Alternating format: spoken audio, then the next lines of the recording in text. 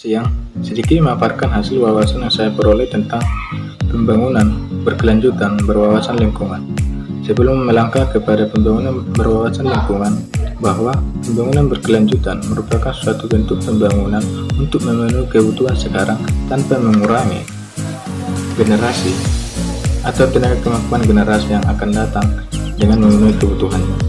Bahwa dalam proses pembangunan berkelanjutan ini memiliki konsep-konsep yang berbeda, yaitu salah satunya adalah pembangunan berkelanjutan berwawasan lingkungan, di mana proses pembangunan berwawasan lingkungan ini dimiliki berbagai bentuk, yaitu yakni ada juga di bidang ekonomi, yaitu dalamnya adanya suatu proses pemerataan ekosistem serta diskriminasi disabilitas terhadap pemerataan sosial masyarakat, dan juga di bidang sosial budaya bahwa adanya protes kemiskinan, peran serta masyarakat serta ruang lingkup antar komunikasi masyarakat, dan juga di bidang politik di mana kebijakan atau kajian pemerintah terhadap pembentukan negara. Sebagai contoh dalam proses pembangunan berkelanjutan baik di bidang berwawasan lingkungan maupun berwawasan lainnya, bahwa contohnya seperti sekarang membangun,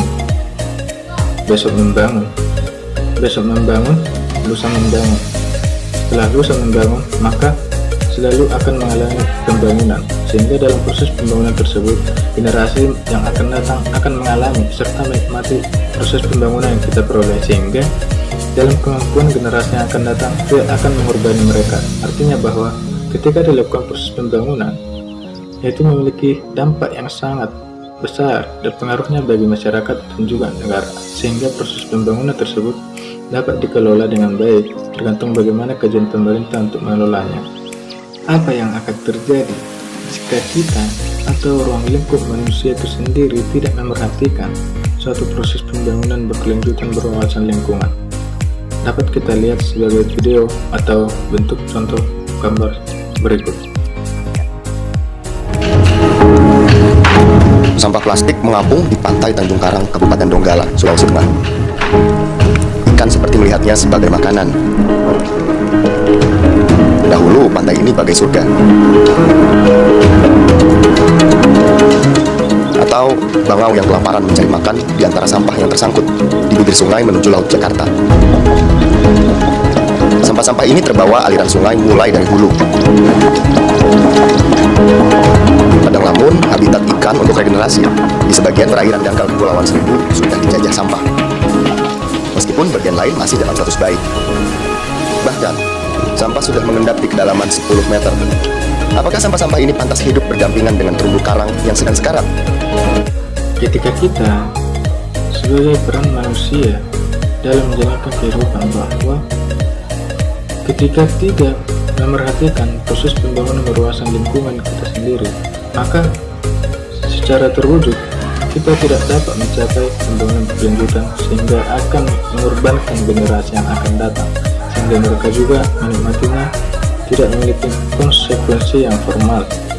Sehingga dalam hal itu peran kita untuk mengembalikan atau solusi dalam melakukan proses pembangunan berkelanjutan berwawasan lingkungan, yaitu dapat kita lihat contoh kecilnya, yaitu dalam kehidupan manusia ketika menebang pohon, bahwa kita jangan menebang pohon yang berlebihan karena akan menyebabkan proses habitat manusia serta hewan makhluk hidup yang tidak seragam atau tidak memiliki kenikmatan yang akan datang. Sehingga dalam hal itu ketika kita memiliki proses penebangan pohon yang berguna, maka kita mengambilnya hanya untuk proses penggunaan itu saja, artinya tidak berlebihan. Yang kedua, bahwa mengurangi penggunaan sumber daya alam itu sendiri. Ketika manusia mengambil serta menggunakan alam itu secukupnya, maka generasi berikutnya akan menikmati bagaimana proses pembangunan untuk generasi yang akan datang. Sekian dari hasil proses wawasan yang saya peroleh tentang pembangunan berkelanjutan berwawasan lingkungan. Sekian dan terima kasih.